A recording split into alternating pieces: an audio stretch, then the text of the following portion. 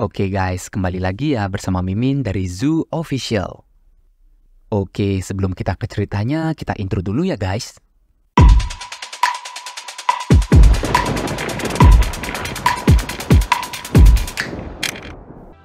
Aku tahu bekas luka di dadamu itu bekas luka karena high heel si Phoenix. Kau ketahuan saat kau menyelundupkan obat-obatan kan? Aku di sini ditugaskan untuk menyelesaikan misi sangat rahasia oleh sang biksu. Aku bertugas untuk memperhatikan gerak-gerik dari kepolisian dari dalam. Dengan penuh tatapan intimidasi, Kim Soo berkata, "Jadi, cepat jelaskan ke aku apa yang sekarang Phoenix lakukan." Akhirnya, mereka pun percaya kalau Kim Soo adalah Biguang yang sedang menyamar. Mereka serentak menjawab, "Tuan Biguang, jangan khawatirkan Nona Phoenix. Dia sedang membuat obat jenis baru." Ini menarik. Lanjutkan. Akhirnya, Kim Soo pun memberikan semua hasil integrasinya dan terlihat betapa terkejutnya Hong Jun. Astaga, dia membuat obat 5 kali lebih kuat dari sebelumnya. Dan jangan lupa, mereka berencana mendistribusikan ke seluruh jalanan dalam waktu setengah tahun. Bahkan si pala ayam itu tidak tahu di mana Phoenix sekarang berada, jadi kita harus berhati-hati. Scene lalu berpindah ke arah Phoenix, dan inilah dia Choi Sang-mook, manajer distribusi dari Phoenix, dan satunya adalah Kim Dong-cheol, manajer produksi dari Phoenix. Mereka mengeluh karena proses produksi dan distribusi akan dipercepat karena mereka belum siap sama sekali. Dan di saat mereka berdebat, datanglah wanita bernama Sang Pi. Dia berkata, "Aku akan bertanggung jawab dengan apa yang akan terjadi." Lalu Phoenix berkata, "Kau, Kim Dong-cheol dan Choi Sang-mook, kalau aku bilang harus siap dalam waktu 3 bulan, maka segera kerjakan tanpa ada yang mengeluh sedikit pun." Lalu, Sang Pi ternyata bertugas di sini sebagai psikolog dari Phoenix. Ia berusaha untuk menenangkan Phoenix dari ketakutan yang berlebih. Sang Pi berkata, "Tenang saja Nona Phoenix, aku akan mengurus segalanya untukmu, secepat dan sekuat yang aku bisa."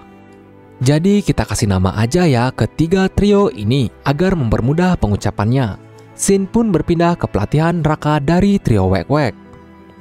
Mereka terus-menerus memprotes pelatihan yang keras ini. "Kami itu masuk ke timmu untuk menangkap penjahat, bukan untuk disiksa seperti ini," teriak Gyung-hee dengan lantangnya. "Oh, benarkah? Kalau begitu, ikuti aku sekarang." Ternyata Kim Soo membawa trio Wek-Wek menuju ke salah satu markas produksi dari salon pas si Phoenix. "Hah? Apa-apaan ini? Siapa yang membawa para sampah ke sini?" ucap si rambut putih. Kim Soo? Yang benar aja." "Lah, kan kalian yang mau nangkap penjahat. Nih, di depan kalian banyak banget nih penjahat. Jadi lakukan itu sekarang," sambil Kim Soo menendang mereka bertiga. "Bersenang-senanglah kalian," ucap Kim Soo yang meninggalkan trio Wek-Wek dengan mode iblisnya. Cok, kok malah gini?" gumam trio Wek-Wek yang melihat para penjahat sudah siap menghabisi mereka. Dari sinilah kita akan melihat ya guys kelebihan dari trio Wek-Wek saat di situasi genting. Bruak, seketika bawahan dari penjahat itu langsung membogam si Hee-jun.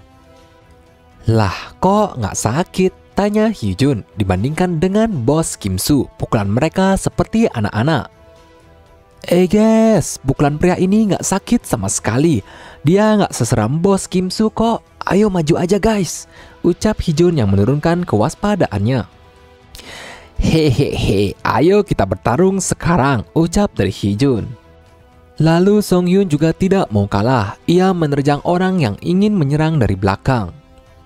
Melihat tingkah mereka, Kim Soo bergumam, "Walaupun mereka itu bodoh, tapi mereka sekarang bersemangat. Mereka berdua mungkin berguna kalau aku melatihnya lagi." Tapi apa-apaan si Gyung-hee ini? Lalu bos dari mereka pun akhirnya turun tangan. Memalukan sekali. Sampah tetaplah sampah. Dengan cepat bos itu segera melepaskan bajunya dan segera menerjang trio Wek-Wek. "Mulai sekarang aku akan mengambil alih pertarungan dari sini." Dan brak, satu hantaman berhasil mendarat ke muka Lee Song-yun. Astaga Song-yun, kau tidak apa-apa, teriak dari Hee-jun. Hei bocah, kemana kau arahkan pandanganmu saat melawanku? Dengan sikap cerdiknya, Gyung-hee langsung menunduk meminta ampun. Maaf tuan, yang tadi itu sebenarnya salah paham. Astaga, si anjing itu sudah nyerah aja. Tapi ternyata ya guys, Gyung-hee menyiapkan alat setrum untuk menyerang bos gangster. Kena kau, teriak Gyung-hee dengan sangat keras. Dasar sialan, berani-beraninya kau menyerangku. Dan brak, tanpa disadari, Kim Soo langsung mendaratkan tendangan T ke arah bos gangster. Oke, kerja bagus kalian semua, sekarang buka mata kalian lebar-lebar. Betapa tidak bergunanya kalian itu. Cepat ambil semua barang bukti. Kedepannya akan semakin berat untukku. Aku harus meng-carry 3 beban seperti kalian. Scene pun berpindah ke arah Choi Sang-muk. Ternyata dia sudah sampai di lokasi tempat trio Wek-Wek beraksi. Setelah mengecek sekitar, ia melihat ada kartu kode yang ditinggalkan di sana. Yes, dan ternyata kartu kode itu adalah milik dari Biguang. Melihat kode itu benar-benar membuat mental Choi Sang-muk down sedown-downnya. Lalu Kim Soo pun membawa barang bukti ke Hong Jun dan mereka berdiskusi langkah selanjutnya. Dan Hong Jun juga akan memperkenalkan polisi yang sangat ia percaya untuk ikut ke dalam operasi memberantas codename Phoenix. Seketika Kim Soo melihat ke arah pintu. Salam hormat pak, saya Kim Ah-hyung menghadap. Jadi si Ah-hyung ini pangkatnya 3 melati ya guys. Oke, buat kalian yang bingung, nih Mimin jelasin ya, di kepolisian itu ada beberapa pangkat. Nah, ini guys, jadi kalau pangkat tinggi kayak si Hong Jun itu udah bintang 2 ya, dia setara Kapolda yang mengepalai setingkat provinsi. Nah, kalau si Ah-hyung itu perwira menengah, jadi pakai melati ya guys, itu setara jadi Kapolres yang mengepalai setingkat kabupaten. Jadi sampai sini paham kan? Kalau belum paham ya googling aja ya guys. Hei, kau hanya seorang brigadir polisi. Berani-beraninya kau bertingkah arogan di sini, ucap Ah-hyung ke Kim Soo. Oke, kalau si Kim Soo ini kan brigadir polisi, jadi dia itu masih balok panah 3. Makanya juga banyak anggota timnya yang gak percaya kalau Kim Soo bisa membuat tim. Karena untuk membentuk satu tim itu wajib berpangkat bintara tinggi atau di atasnya. Sedangkan si Kim Soo masih bintara biasa. Begitu ya guys. Ya, sorry, aku gak bisa berdiri. Kakiku sakit soalnya, ucap santai Kim Soo. Oh, jadi kau tidak punya sopan santun ya, teriak Ah-hyung. Akan kuucapkan sekali lagi. Aku bilang berdiri. Hah? Buat apa aku berdiri? Coba paksa aku untuk berdiri, ucap Kim Soo dengan nada meremehkan. Melihat sikap Kim Soo yang arogan di luar nalar membuat Ah-hyung sampai mengerutkan keningnya. Baiklah, jika itu maumu, aku akan membuatmu berdiri kali ini. Hong Jun di sini berusaha untuk memperingati Ah-hyung. Tapi apa daya, Ah-hyung sudah ancang-ancang menyerang Kim Soo. Dengan mudahnya Kim Soo menghindari semua serangan dari Ah-hyung. Ini Brazilian kick. Dia berbeda level dengan Hee-jun si idiot. Ini menarik, gumam Kim Soo yang terus-menerus menghindar. Kalau kau terus menghindar, aku akan menangkapmu dan mencabik-cabikmu, teriak Ah-hyung. Dengan sangat cepat, Kim Soo langsung meninju Ah-hyung. Setelah kena critical hit, Ah-hyung langsung terjatuh dan lemas selama beberapa detik. Kenapa kau malah bersandar? Bukannya kau memaksaku berdiri tadi, hah? Tanya dari Kim Soo. Sialan kau ini. Seperti yang diduga dari seorang perwira menengah. Kau punya badan yang bagus, ucap Kim Soo yang terus menghindar. Oke, kita tinggalin dulu ya mereka yang terus bertarung. Setelah beberapa lama, Hong Jun pun memberikan arahan kepada mereka berdua. Mereka akan memberi nama Operasi Pemberantasan Phoenix dan para eksekutifnya. Aku keberatan dengan semua informasi yang dikumpulkan oleh Kim Soo itu pak, ucap dari Ah-hyung.